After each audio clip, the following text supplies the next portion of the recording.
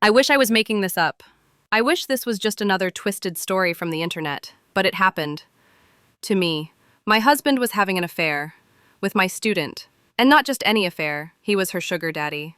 Yeah, let that sink in. I've been teaching literature at a private college for the past 5 years. I loved my job.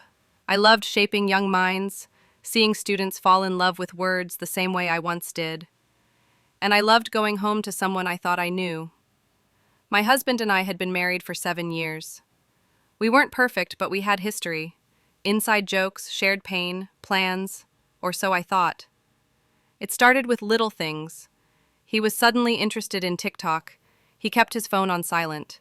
He started working late, even though his job didn't require that. But the biggest red flag? He started talking about one of my students, casually, at first. Oh, she seems mature for her age. She reminds me of you when you were younger. I didn't think much of it.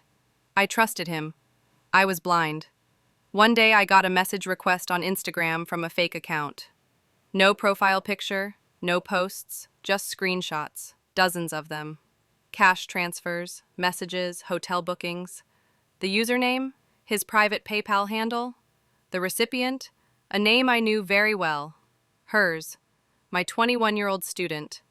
The one who sat in the second row and smiled at every one of my lectures. The one who asked me for life advice. The one who once said, "I hope I have a marriage like yours someday." I felt like vomiting. I didn't scream. I didn't confront him right away. Instead, I waited. I watched him lie to me for another 48 hours while I rehearsed every word I'd say. And then I showed him the screenshots. He froze. Didn't even try to deny it. Didn't beg, didn't cry, just said, "It didn't mean anything. I was just helping her out." Helping her? With hotel rooms? With $400 transfers? With lingerie she left in your car? I left that night. Not just the house, but the version of me that trusted blindly. You want to know the worst part? She stayed in my class, acted like nothing happened, like she hadn't torn a life apart. And I had to look at her, knowing she knew what she took from me, what they both did. But I refused to let their betrayal be the final chapter of my story. In the weeks that followed, I cried more than I'd like to admit. I questioned everything about myself. Was I too boring? Too safe? Not enough? But then I remembered something important. His betrayal wasn't a reflection of my worth. It was a reflection of his emptiness, and hers. So I started writing, not for revenge, for healing. I poured every ounce of pain into pages, letters, affirmations, audio reminders for the nights I couldn't sleep.